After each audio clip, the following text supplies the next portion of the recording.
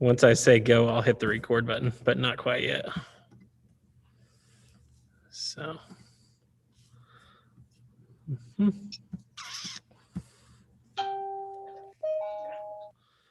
probably just got a notice from Facebook that we're streaming.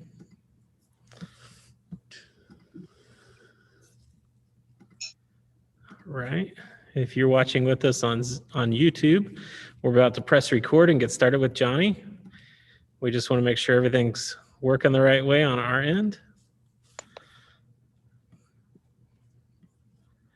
All right, getting close.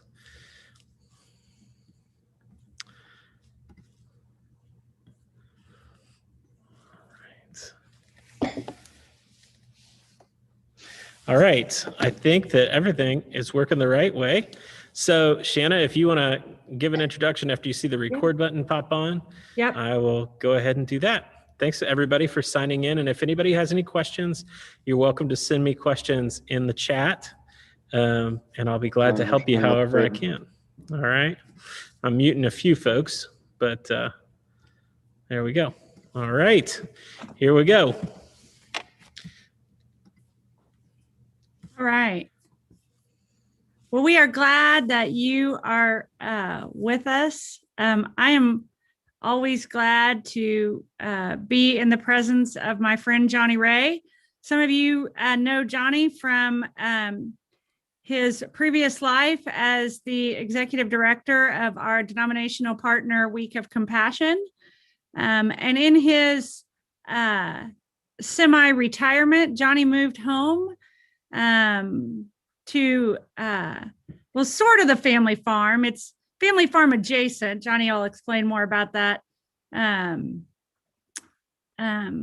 a few minutes, but I wanted Johnny to come and talk with us because I had always been kind of acquainted with Wendellberry, but when Ryan and the kids and I went to the farm to be with Johnny and Deb and to stay at the Grateful House for a week, which is the Grateful House is a little guest house they have there where folks, clergy especially, can come and stay. And that's where I really, because there are several, many Barry books there at the Grateful House.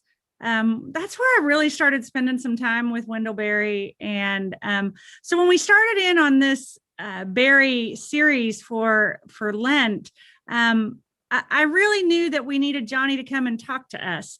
And also because last year, Johnny did a presentation for one of our camps, Christ Mount, on being a dirt farmer.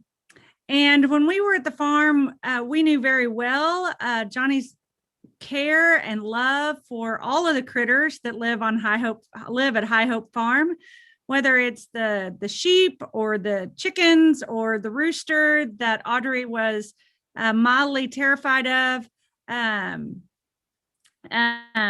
Johnny has taken to, as I do, calling her sis. So if he refers to sis, he's referring to Audrey. The horses, the cows, and the dogs that all make up, that all call High Hope Farm their home. But Johnny will talk to you a little bit about how the most important thing that he farms is the soil.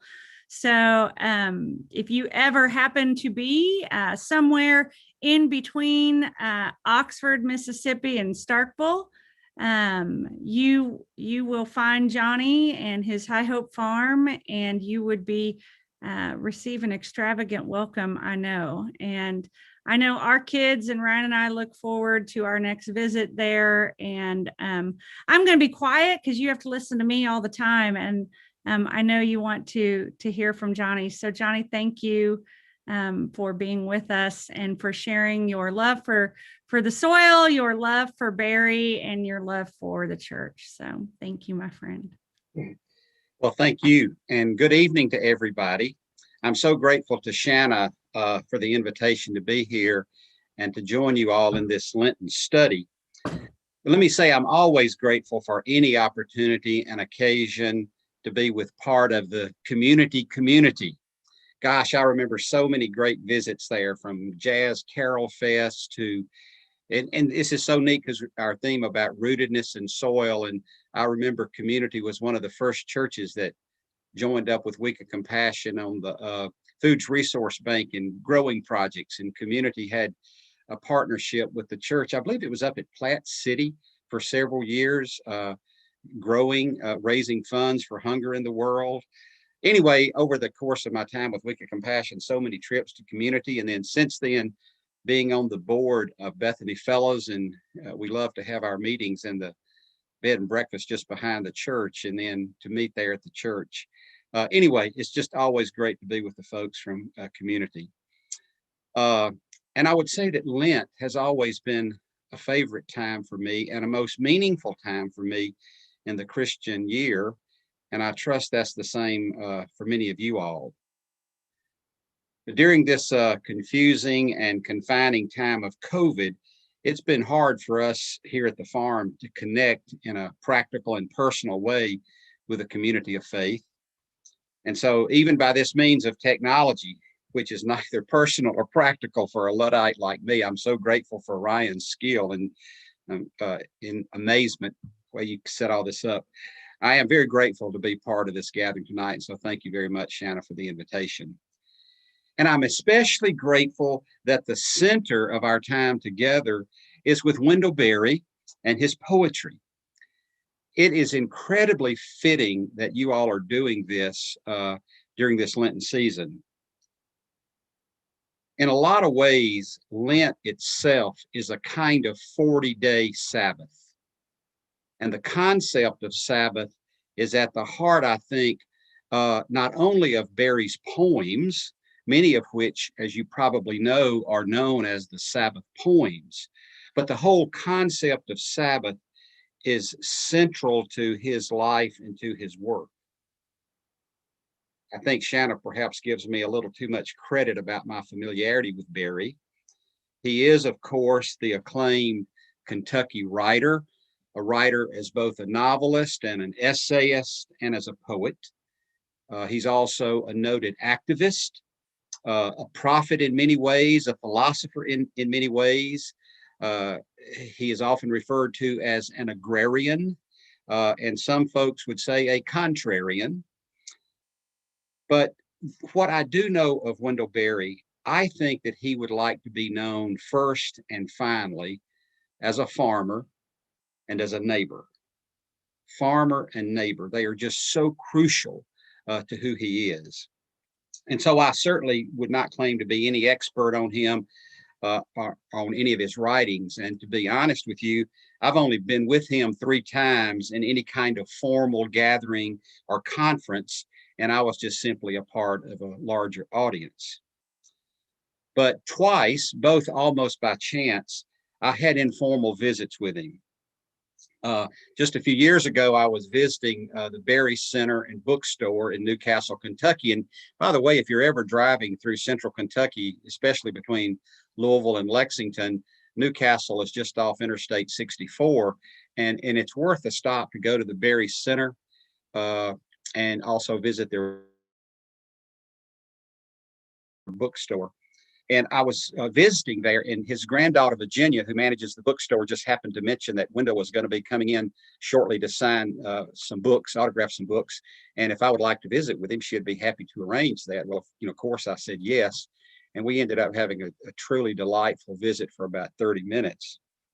But on a previous occasion, this was, I was pastor at First Christian Church in Paris, Tennessee. So this had to have been back in the late 80s, maybe early 90s. I went to a conference in the Pocono Mountains that Wendell was the guest speaker, lecturer, whatever. And after the conference was over, he and I just happened to be stuck in the Pittsburgh airport for about 4 hours or so. Our flight was not only delayed, it was canceled. And he recognized me as a participant, so we began talking.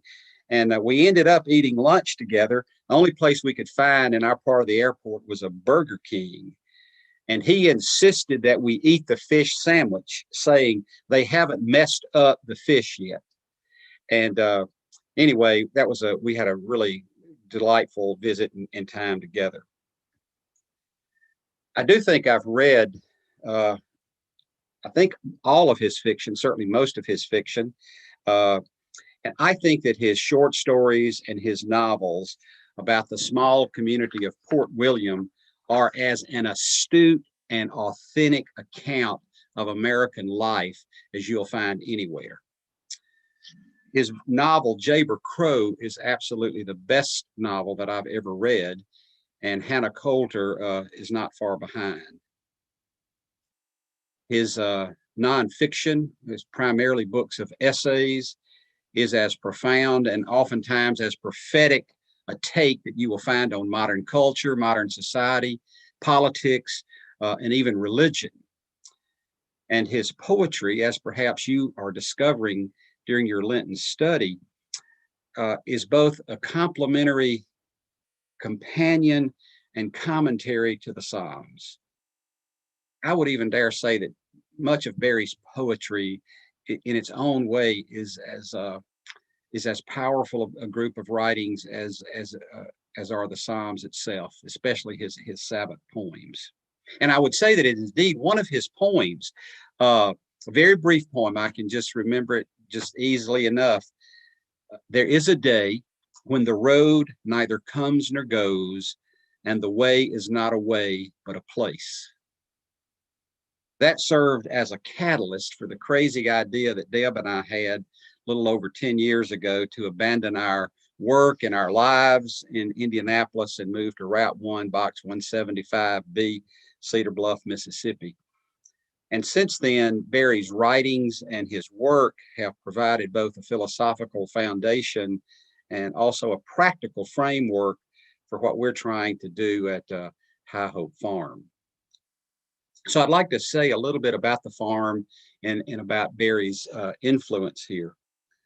When we first got here, this was in 2009, it seemed reasonable enough that cows would be the center of our venture here. We happened to already have a few cows that a neighbor had been taking care of for us. And so we decided that we would be cattle farmers. Though we knew not in the traditional, conventional, industrial sense of most of the cattle farming around us here in Mississippi, we were determined that we were going to follow actually Wendell's advice.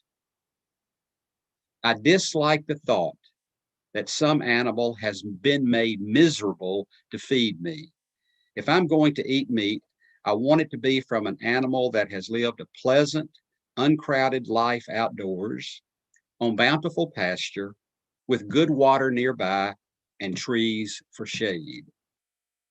This would be our guiding principle, the common practice of our farm in raising our cattle, but any animal that would be on the farm. So we were going to raise our cows on good grass, with good shade, with good well water, and especially with no stress. And that we would sell only to local folks who were interested in and committed to a local food culture.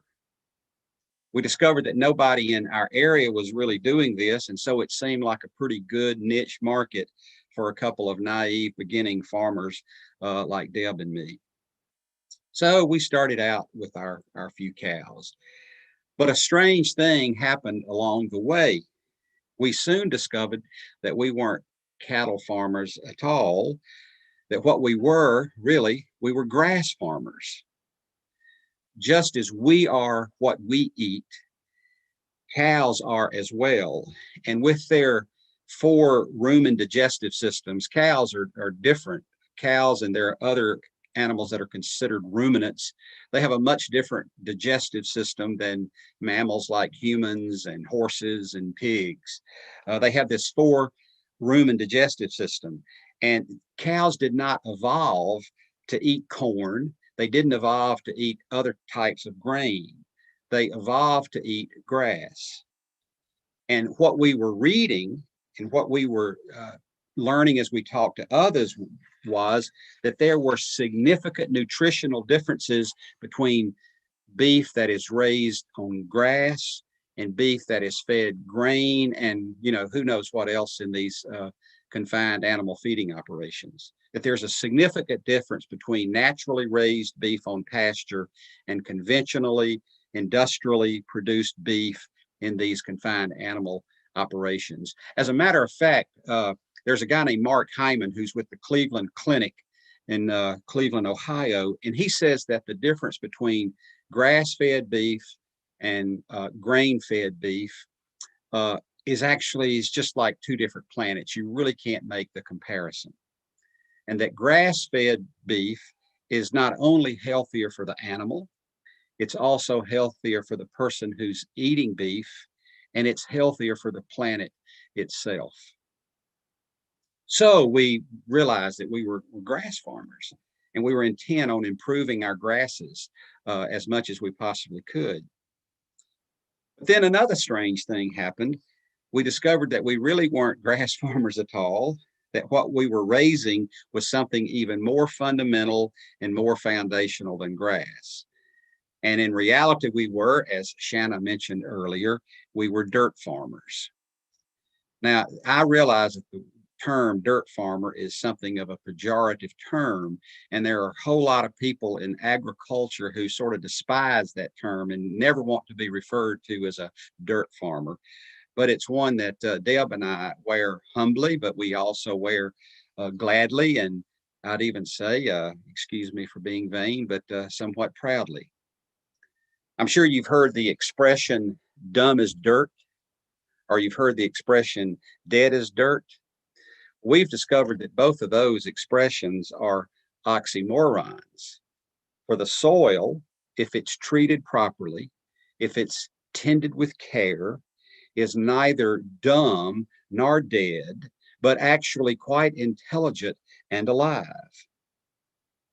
Did you know that just in 1 tablespoon of healthy soil, there are more living microbes than there are humans on the whole planet? Now that's in 1 tablespoon of healthy soil that has been properly tended and cared for. And of course, that doesn't even include the earthworms and the roly-polies and insects and other subterranean life. The health and the vitality and the quality of the soil determines the health and the vitality and the quality of the grass, which in turn determines the health, the vitality, and the quality of the animal.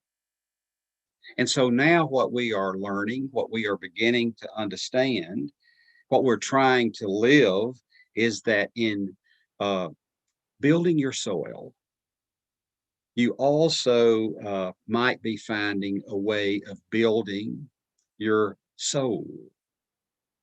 Soil and soul.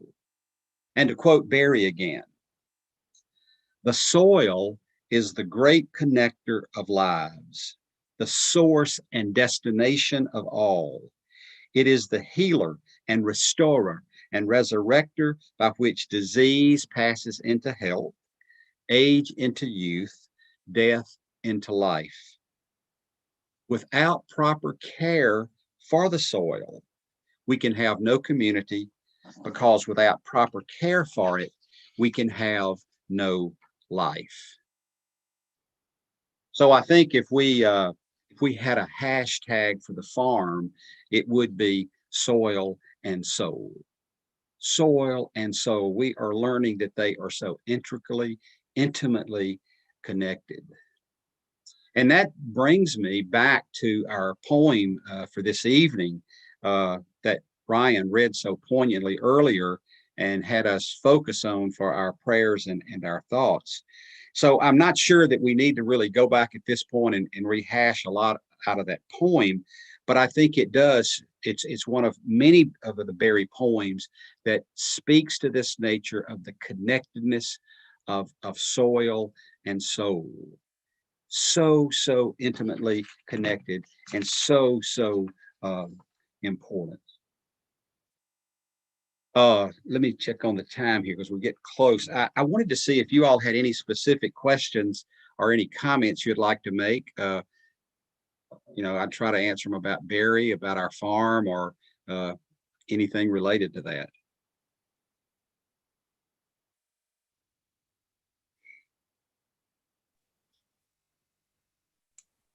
Johnny, Donna Miller here. How Hey, large is Donna. your farm? Hi, good to see you. You too. How Though large? I'm not seeing your face, I see your name. That's all right. It's because I don't have any makeup on. Oh. How large is your farm, Johnny? How large? Yes. Oh, it's very small. Well, it's small, I guess, for standards around here. It's 38 acres. Initially, our farm was only 30 acres, but about 5 or 6 years ago, we bought 8 additional acres of woodlands right next to the farm, which is kind of let us expand a little bit. And we're in the process of turning the woods there into what is known as silvopasturing, using the woods for pasture. And that's a project that we're in the middle of right now. But it's just 38 acres. One of the things that we've learned in a farm this small, I would suspect that the average farm in our county would be, I don't know, several hundreds of acres. I've got cousins fairly near us whose farm is in the thousands of acres. But one of the things that we're learning is that if you care for the soil in a proper way, that you can carry, just from our perspective, a lot more animals per acre than the typical farm around here can. It's really amazing. When we're grazing animals, they don't just graze wherever they want to graze. We do this thing called adaptive grazing or management intensive grazing. They move every day to fresh grass, and on our 30 plus acres that we're grazing, we've probably got 75 or 80 paddocks. So once they leave a paddock, they don't come back to that paddock for months, which gives the soil a chance to rest, be in Sabbath. It gives the grass a chance to regrow properly. So even though it's only 38 acres, it's plenty big for us to handle, and it gives us the capacity to do more than some farms around us that may be even bigger. Thank you. I think you're doing the right thing, and I enjoy your description. Thank you, Johnny. Yeah.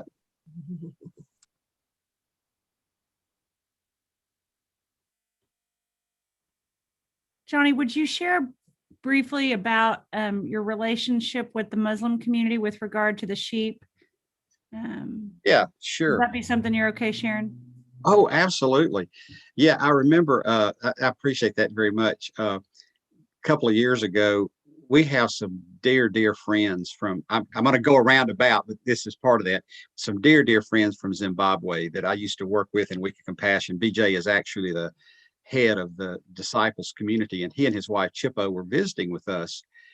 And we built a relationship with the Islamic community in Starkville because we raise lambs, and they found us a good source for lamb. And there were about 5 or 6 Muslim guys here, and every one of them was from a different country. A couple were from the Middle East, some were from Northern Africa, some were from Asia. But anyway, we're just sitting around, we were having this phenomenal discussion about the impact of colonialism in Africa. And my brother-in-law was here, and he was just sort of amazed, sitting over in the corner of our deck. And here we were on this, in the middle of kind of nowhere, Clay County, Mississippi, which is not exactly the Renaissance center of the South, and having a discussion about British colonialism, and a Muslim guy from Pakistan and another Muslim guy from somewhere in Africa, and then BJ from Zimbabwe, all countries that had been impacted by British colonialism. Anyway, but yeah, we developed a relationship with the Islamic community, and actually because they do their own processing, and so they actually come to the farm, they pick out the lamb that they want. We built we had a little barn that we kind of converted into I guess you could call it a processing area, where they do their own processing, and they have their little ritual that they go through when they do it. And it's been a good relationship. They've invited us to come to the mosque for meals, and then they come here sometimes and have their own little picnics when they process lambs. Right now, we don't have any lambs. My mom is 96, and Deb and I take care of her. And last summer, when we sold our last group of lambs, we decided to take a break because we were in the middle of all this COVID stuff, and we were declared as essential medical personnel, and we're seeing her every day. And it was something we gave up, and we had hoped to start back the first of the year. But the price of lambs went out the roof.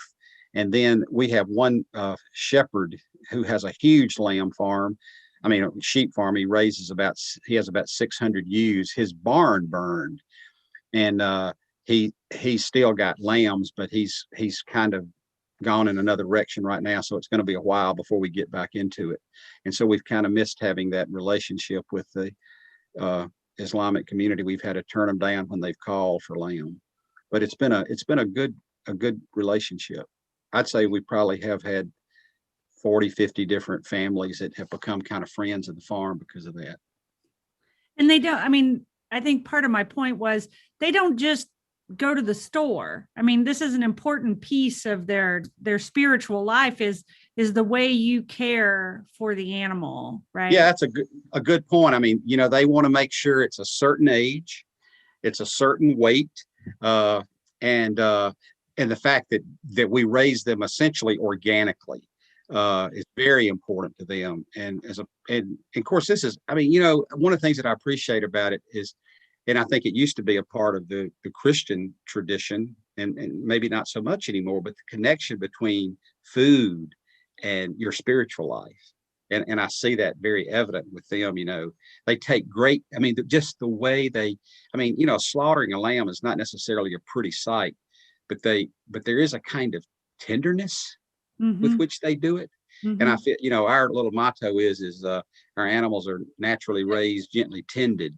And so we see that gently tending, they had kind of adopt that when they do their processing. I saw a dog the other day. Well, and I just know that when when we were there and they came to the farm, I think they were processing 2 lambs that day. And in doing so, they kept the second one away from the first. Yes. Right? That's what you're talking about in that gentle care and ethically caring is the second little lamb didn't have to watch what happened to his buddy, because they kept them separate. So good. Thank you for mentioning that. That's exactly right. They make sure that it's done, very separately, and one doesn't have to see and all of that. Yeah. I don't know, that was really impactful for me. Yeah. So, good point. Yeah. Good point. Others have questions for Johnny about the poems, or or the books, or I'm currently doing Jaber Crow as a part of my Lenten discipline. I'm listening to it on audiobook, and I think the man who reads the audiobook just is making the whole book for me. So, other questions? I would just say this. Oh, go ahead. I'm sorry. I didn't want to say. Go ahead. Yeah. No, I was just going to say, and I certainly would direct this to you, Ryan, too, is that about 3 or 4 years ago, Deb and I, one of our visions for the farm was to have a place for people to get away, to retreat, whatever. And so we built the house that we call the Grateful House. And we love to have visitors. And that's been one of the disappointing things about COVID is we've had very few. Partly it's because we're just not inviting people to come. We've had a couple of people to come and stay. But we've really missed having folks in and out of the Grateful House. We love to have pastors come, families come. We do have in March a woman coming. She's an artist. If you're curious, her website is churchgoingmule.com, and all of her paintings have mules in them. And so we're excited about her coming for a week to be at the farm and to paint. But no, we really love it when people come. So if you ever find yourself, as Shanna said, between Oxford and Starkville coming across North Mississippi, love to have you for a day or week or longer. So, just remember that. So, Johnny, you don't really know this, but community folks know this about me, and that's that I've got a small little garden in my backyard. And the reason I've got my small little garden is because you and I took a trip in 2008 to Bosnia. And I've got a picture I want to show you. We had this day where we spent most of the day in a greenhouse. Oh. There's Johnny and our friend J5 in a greenhouse but I keep this little garden in my backyard, and I'll send that to you, Johnny. Please. But, I keep this little garden in my backyard, and this year we got 4 seed catalogs. And seed catalogs, I have a friend who told me that their minister used to preach about seed catalogs and say, the thing about seed catalogs is they always come at the coldest point in the winter. And I'm wondering, as you do your work, what seeds are you seeing planted from where you are in the midst of this COVID world that we're living in? What are the most important seeds that you're seeing from the perspective of one who works the land? What are the things that you're seeing being planted in the world that could be, weeds, or they could be things that could bear fruit? What are you seeing from your place? And we didn't plan this, so that's a big question. No. That is a good question. And I would say this. One of the things that I think, COVID has just been a scourge. It's just been devastating to this country. It's to the world, and especially to our most vulnerable cultures. And it's something that I think all of us wish had never happened. But I do think one thing, if there are some silver linings or some good seeds that have been planted, it is that it's given time. People are having to be alone or kind of hunkered down. And what do you do with that? And I think it's given people an opportunity, if we take advantage of it, maybe just to strengthen some of the sort of traditional spiritual disciplines, prayer, meditation, reading. We've become a lot more conscious about our charitable giving during COVID times. And think of alms giving as one of the spiritual disciplines, and I'm hearing that as I talk to some other people. Some people haven't been able to handle the alone time or the isolation, the separation as well. But I do think there is the opportunity in there for that. And quite frankly, what you were saying about your garden, I'm bumping into more and more people who during one of the things about COVID, our business skyrocketed. We sold about twice as many cows last year as we did in the previous years, because people became, right when COVID first happened, all these big meat processing plants, all the scandals with the workers being sick, we realized our food system was broken, and people were saying, hey, I want to know where my food comes from. I want to know how the animals are treated and how the meat is processed and are the employees treated fairly and all of that. And we just had a significant number of people seeking us out for their meat, their beef, and their lamb. And I think that's continuing. We're seeing, it looks like it's going to be another kind of strong year for us as well. So I think that would be another seed that's planted. Yeah, for us at the beginning of the pandemic, we, Suzanne and I had this conversation about sourcing our meat, and we ended up sourcing beef and pork from different places than we had ever done. And it's been so meaningful for us to develop the relationships with the farmers, one of whom is one of my cousins who raises cattle who we never really thought of to source beef from. Yeah. It seems as though, I guess when I pay attention to the dirt, I pay more attention to other people.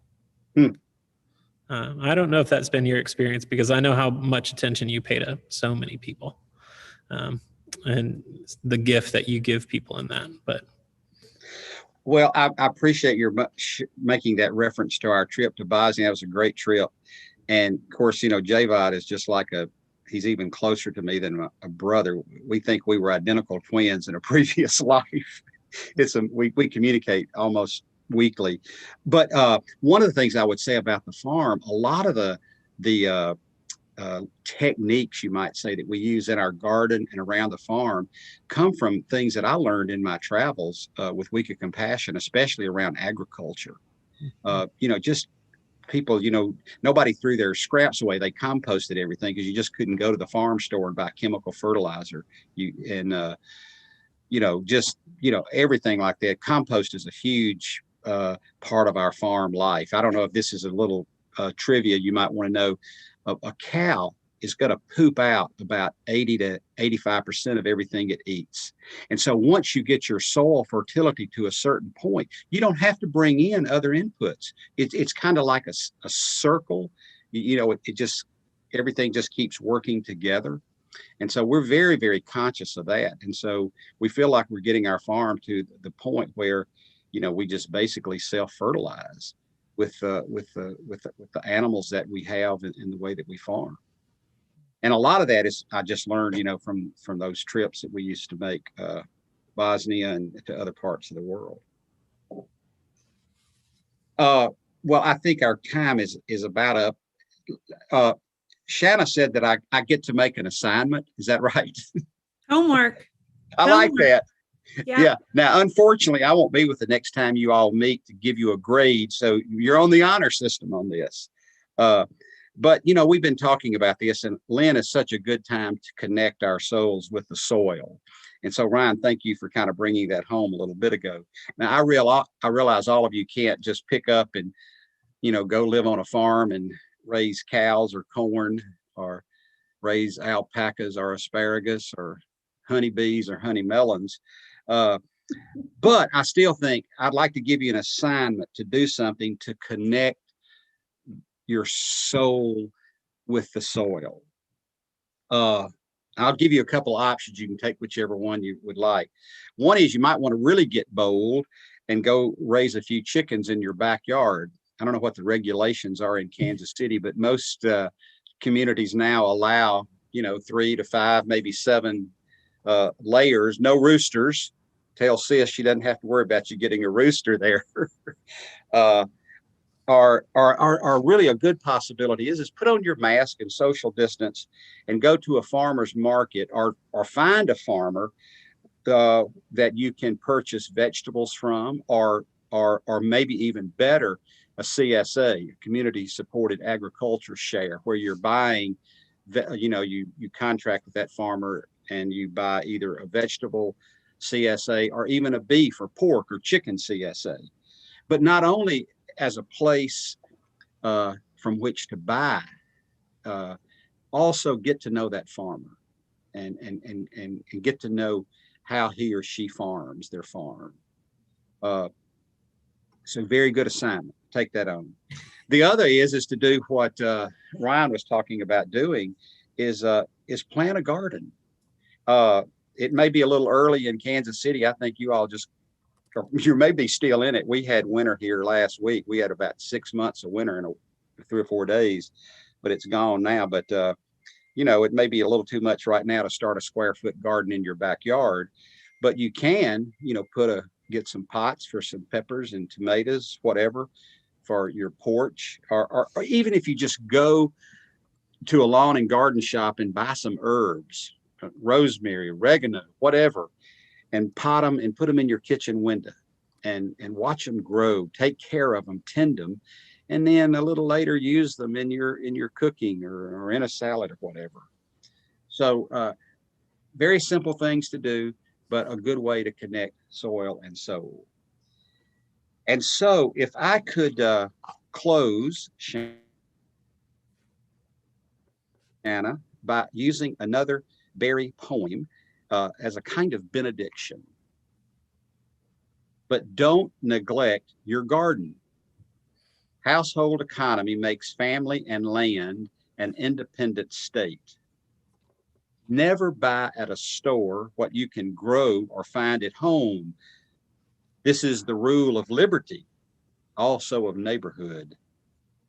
And be faithful to local merchants too. Never buy far off what you can buy near home. As early as you can, plant peas, onions, and greens, potatoes, radishes, cabbage, and cauliflower, lettuce, carrots, and beets, things that will stand the frost. Then as the weather warms, plant squashes, corn and beans, okra, tomatoes, herbs, flowers, some for yourself and some to give away. In the cornfield, plant pole beans, pumpkins, and winter squash. Thus, by diversity, you can enlarge the yield. Be thankful to the plants, to your small, fertile homeland, to topsoil, light, and rain that daily give you life. Don't neglect your garden. Be thankful to the plants, to your small, fertile homeland, to topsoil, light, and rain that daily give you life. Amen. Amen. Amen.